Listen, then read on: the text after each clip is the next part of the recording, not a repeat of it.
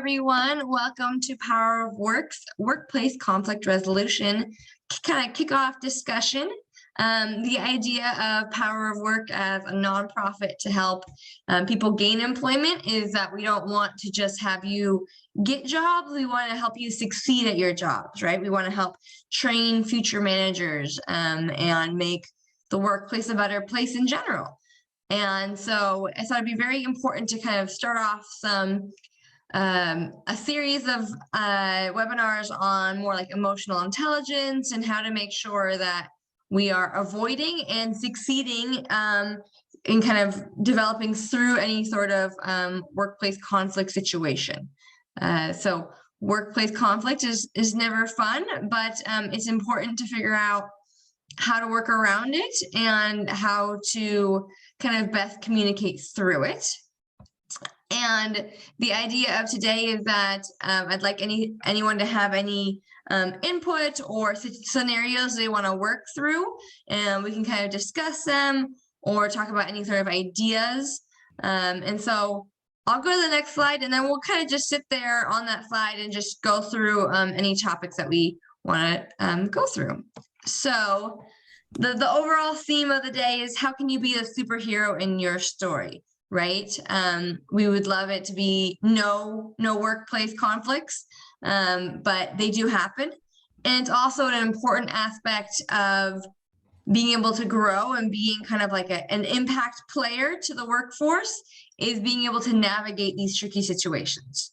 So, for example, in an interview, if someone says, "Oh, tell me about a time you had conflict in the workplace," you know, your answer shouldn't be, "Oh, I've never had conflict. I don't conflict with others," because that's not really a good enough answer. And ideally, if you've never had conflict, or then you've never really been involved enough, like you're not really working with other people and you haven't really tried to be engaged with others. So we almost all will have some sort of conflict. Ideally, you don't always have to be the one in conflict. In that interview question, you can answer that if you're kind of even like a witness to the conflict, and you can think about, you know, what would you have done in that situation? How would you have avoided the conflict? How can you resolve the conflict? And then how do you like move forward, not just resolving that one incident, but move forward in thinking about how to like maintain that relationship.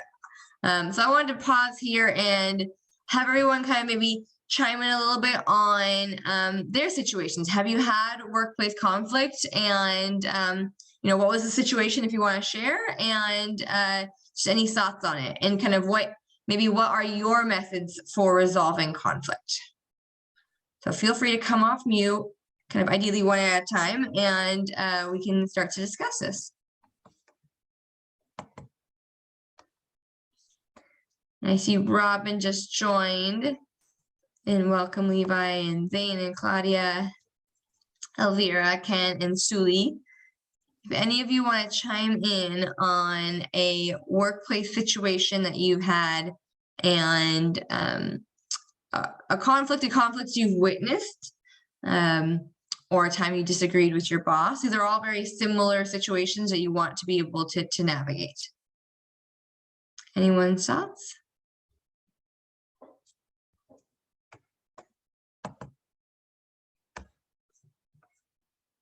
Okay, again. I'll go. Thank you.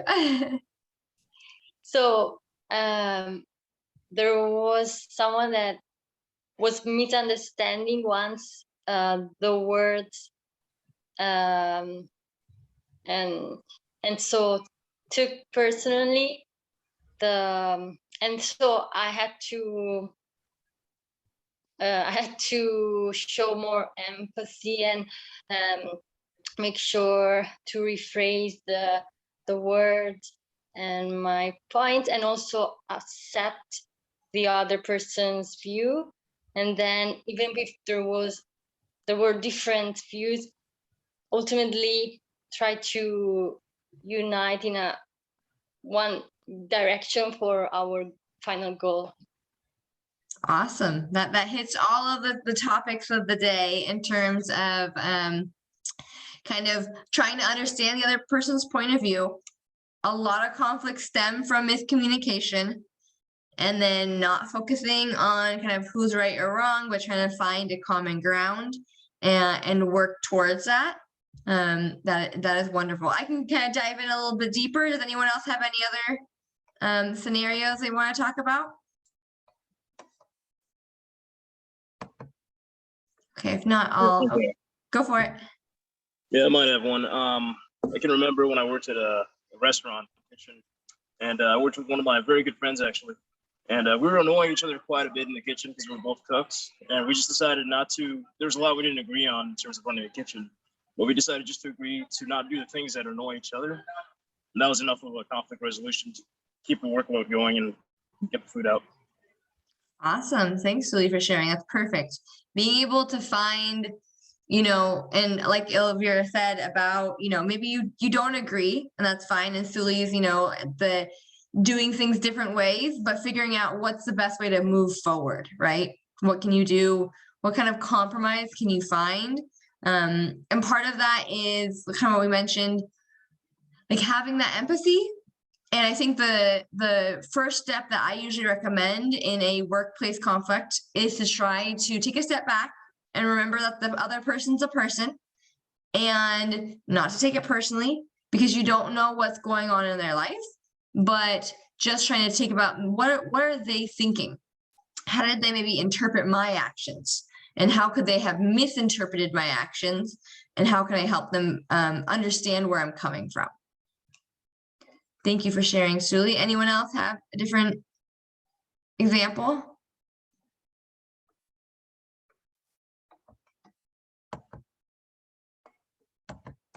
Oops. Sorry. All right, so that's why I wanted to, maybe we can start a little bit on the kind of what I mentioned was the communication, right? And if you're working with your boss, one aspect can be so one thing about a lot of times as managers is you want feedback and guidance from them, but they don't always give it. And sometimes they don't give it, but they still expect you to do their expectations, right? So if you are not asking for any sort of guidance or seeking ways to improve, then in a sense, you're already kind of not succeeding, because you're already potentially not meeting their expectations without even knowing what their expectations are. So that's an important thing to keep in mind, is that everyone has expectations and kind of the lenses that they're viewing the situation through. And if you take that kind of human aspect and try to think about how are they viewing this and what are they interpreting my actions as? So that's kind of one of the first steps is, to take a step back, try to understand what their point of view could be. And then what we talked about is, in that sense, if you can't, right? Or let's say you can just tell somebody's upset at you and you don't know why. And the best way is to try to elicit feedback, but in a very gentle manner, right? So if it's a coworker, you have to be a little bit more gentle in the situation. Whereas if it's your manager, you should be asking for feedback and guidance from your manager. Like, that's part of their role. And they might not really know that, right? They might not know how to if they're a new manager, or they might not be aware that they think they're giving feedback and you're not understanding it. So working with a manager and getting feedback, in a sense, should be easier, because that's part of their job. And I think you can approach them as such. Like, I'm really looking forward to getting feedback and growing under your guidance, and try to express that you want that feedback and kind of remind them of their responsibility. And then if it's a coworker, you do want to, like the good example with Suli gave, where you're trying to work towards a common goal. And so you want to figure out what's going on, right? And so if you can see that you're clashing on something, try to figure it out, see what could be the reason for the conflict. And if you can't figure it out, I think approaching them in a very nice manner, especially if you do already feel that they are annoyed about something, and you can't tell what, you don't want to be like, hey, what's up? Like, why why are you always upset at me, you know? But just be like, I really appreciate you and I want to work together as most efficiently as possible. Do you have any thoughts on how we can improve this process? My personal recommendation is to always take it from a mindset of like, you know, not taking things personally, but almost like flattery. Like I personally see that it helps to compliment people or to kind of build that relationship by, you know, breaking the ice in a very positive manner about like, oh, I really like it when you do that. Or if you guys worked on a project and it worked well, be like, wow, I thought we did a great job on that. I wanted to get your idea on how you think it went. And what can we do to make sure we do this in the future? So like always focus on the positive, not the negative, but with the mindset of trying to make sure that you can resolve any future negatives. Anyone else have any thoughts on that? Any other stories you want to share that we can work through? Feel free to chime in. The idea with Power of Work is we do want to build like a community to help support each other. And so it could be a situation where sometimes you do need to just vent and you have something and you just need to get it off your chest, but it's not the best place to, let's say, vent to a coworker or, you know, talk behind people's backs, things like that. But potentially we can be a support network for each other. So if you do have a workplace conflict, we can always request to have one of these meetings where we get together, we discuss it, work through it, see if anyone has any advice. And sometimes it just helps to verbalize things. And then you can realize, okay, well, this is what could be their mindset. Like this is what they're potentially thinking. And then, you know, we can work through things together. So I did want to introduce the concept of Power of Work, not just being a source for training of like very skills like TMF or introducing topics such as clinical research, but also helping build those soft skills such as conflict resolution. One of the key takeaways I'd like you guys to get, and feel free to always jump in if you've gained the courage to discuss any items, feel free to jump in.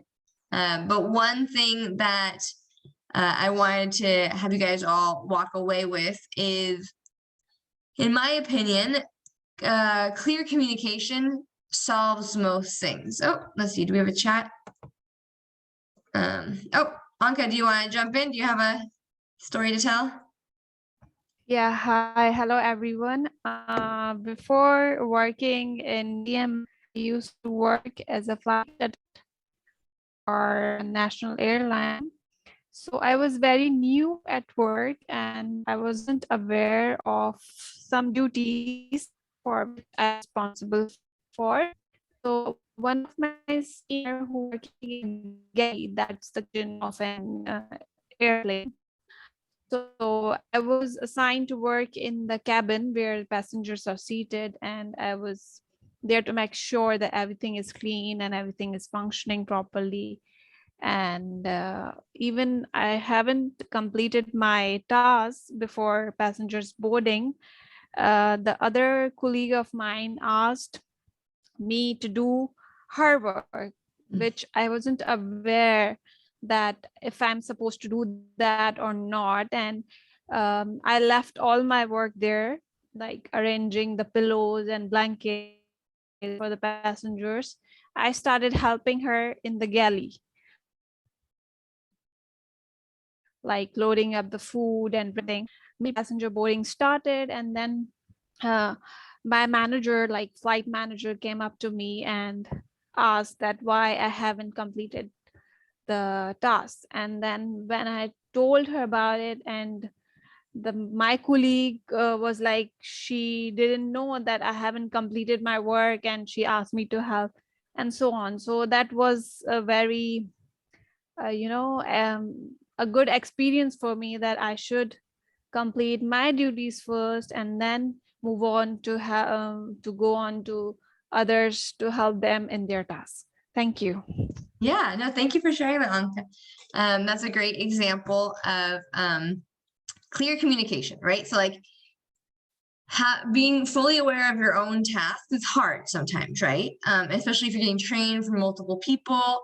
especially if people are trying to have you help with their work and not knowing if you're supposed to help. And that's common, that happens, right? And you want to be able to help people. It's a great way to build relationships in the workforce.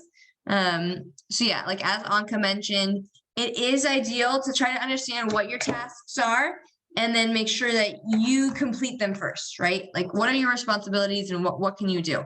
And then if somebody asks you for help, which happens often, and that's actually like a go-to interview question that sometimes I ask is, what do you do when you're being put on too many projects, and how do you navigate that? And my go-to answer is I try to communicate to everybody what I'm working on and what I have coming up in the future, and then how can I help, right? So in a sense, you never want to say no to things, but you can say like, yes, but later kind of a situation, or a common thing for conflict resolution is you say yes, and so you're trying to understand people's point of view. But in this case, if you're being asked to do things, you'd be like, I'd love to help. I need to finish this thing first, and I should be done in about 30 minutes. Would you still need help then? Right? And that way you're not in a sense saying, no, I can't help you, because it comes off as negative. But be like, oh, I'd love to, as soon as I finish this, should be done. And then give a timeline, right? Or like part of a good workplace skill is navigating conflicting tasks, right? So let's say you're working on something that's a lower priority, but it's your task and you need to get it done, but you need to get it done by like end of next week. And somebody says, oh, I have an urgent thing, can you help me? It should be quick. And you can kind of try to figure out, well, do I have time to do this? Like, am I on track with my current project? If yes, and you think that you can get both of them done, then you can explore it, but you want to communicate clearly. Like, okay, I have something that I'm working on right now, but I can pause it and we can talk about your project and how I can help and if I can help. You also don't want to, a general life advice is you don't want to like over promise and under deliver. Just a good, just in any sort of relationships and communications, you want to communicate and be reliable. And so being able to promise to be able to help somebody or do something, you want to be consistent and deliver on it. So it's better to not over promise. Be like, yes, I can totally help and do all of that for you, right? So some things you could be, okay, could you give me a small portion of the project, right? If they say, I need help and there's like 10 things to do, be like, okay, great. Why don't you give me 2 and I'll work on 2 today. And then if I get done, then you can give me some more and then you're going to work on the rest also. And so you can kind of work together. You don't typically want to just take on other people's work. I have found that to be a common situation in the workforce where people do try to get you to do their work. I feel like I've used it to my benefit, in the sense of if I have bandwidth, if I can deliver on my existing projects, I do like to take on other people's work because it gives me the opportunity to learn more things and it, goes on my resume, also helps that person out. Don't want to be like abused in a situation that you don't want them to rely on you or say, oh, Hillary's doing that now, so I don't need to do it again ever, kind of a thing. So be like, oh, I'd love to help you once, kind of a thing. Try to communicate if you can help them in the future, or just kind of, again, don't overpromise. Be like, oh, that was great. Let me know if you need help in the future and I can check to see if I'm available. So that, trying to explain where you're at with everything. Yeah, so those are just some thoughts on that. Thank you, Anka, for sharing that story. I think that's a very, very common situation where people might ask you for help and you're not super clear of your responsibilities and what to do. So definitely try to understand what you need to do, make sure you can accomplish it, because that's in a sense usually what you're hired for. And then also kind of what Anka mentioned is that you do want to, you do want to be able to help people, but making sure that, yeah, you get your own things done first. And yeah, any other thoughts, any other stories? Anyone want to share anything?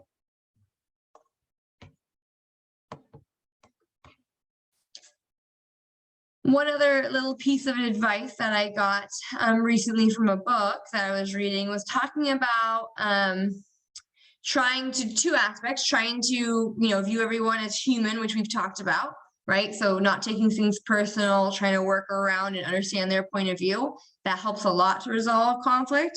And the other thing that I thought was interesting was they've just kind of done some research on like who's most successful and who can communicate the best and things like that. And it's not, sometimes people would think and research would show people who are very outgoing, high energy, and really talkative succeed more. But that's not really the case. And it's not the case either that people who are really quiet and come off as super intelligent and they succeed more. It's somewhere in a happy medium. And so I think it's good to always be evaluating yourself and trying to bring yourself to the medium.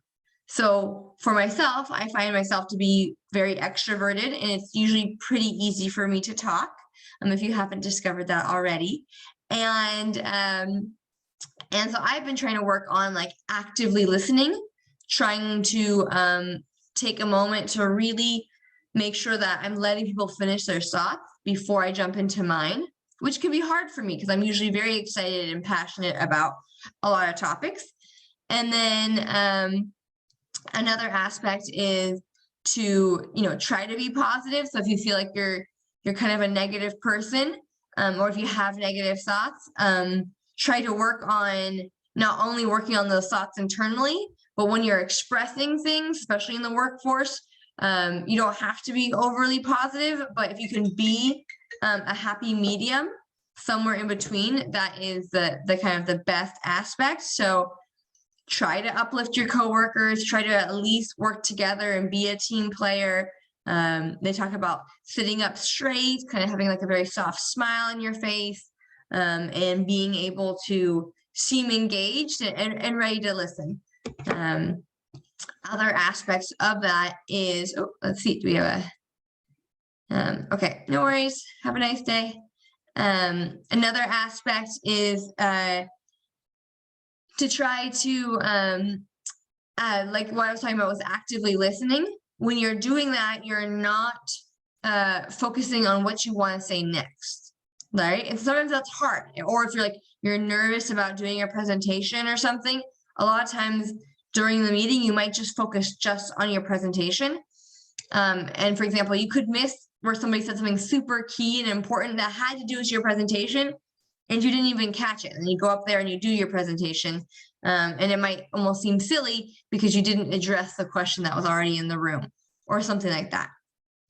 So really actively listen, engage, try to communicate clearly to people, explain where you're at with your own tasks and what you can and how you can help, but kind of when and when you need to get back to your own tasks if you can't complete yours first. Another aspect, for example, with the situation that Anka shared, where if you can, if somebody's asking you for help, sometimes it's good to run it by your manager. Sometimes someone can ask you for help, and if it's like a larger project and it's going to impact your work, and if you think theirs is more important, it's sometimes good just to give a heads up to your manager. You can even be like, oh, by the way, Anka needs help doing something, and I think I have the bandwidth to work on it. And as long as my project isn't due to the end of next week, I'll be planning to help her out in X, Y, and Z.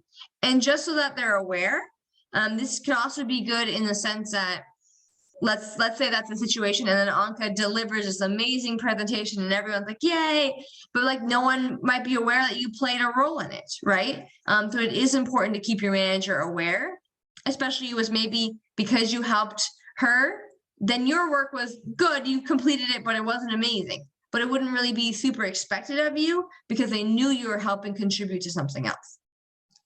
So I think visibility, communication, taking things and trying to understand people's point of view.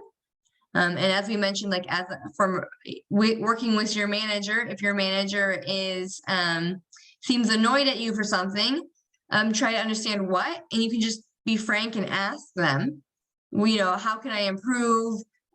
try to get feedback, because they might have expectations of you that you're not even aware of, and that you continue to not meet because you're not aware of it. And in a sense, that's not fair, but that's part of the workplace, and that might just be that person's point of view. They might feel like, oh, when I told you that project went only okay, I wanted you to come to ask me for more feedback and try to understand if that was my way to test you to see if you wanted to improve, right? So you don't know what somebody's thinking, and you don't know what's going on in their personal life either. You don't know if they're super stressed or busy. And so all of these things can factor into how you can help navigate tricky situations and help be the superhero in your story, right? You want to succeed, you want to help everyone else succeed, and you can do that through clear communication and just trying to be the best person you can be. So yeah, thank you everyone for joining. Feel free to request that we do these sessions again, or if you have topics, we can go over emotional intelligence, or how to work with coworkers, or how to work with a difficult manager. We can go over all those things. Just let me know any topics you'd like to discuss. Thank you, everyone. Thank you so Thank much, you. Harry. Thank you. Have a great day, everyone. See Bye. ya. Bye. Bye-bye. Bye. Larry. Bye.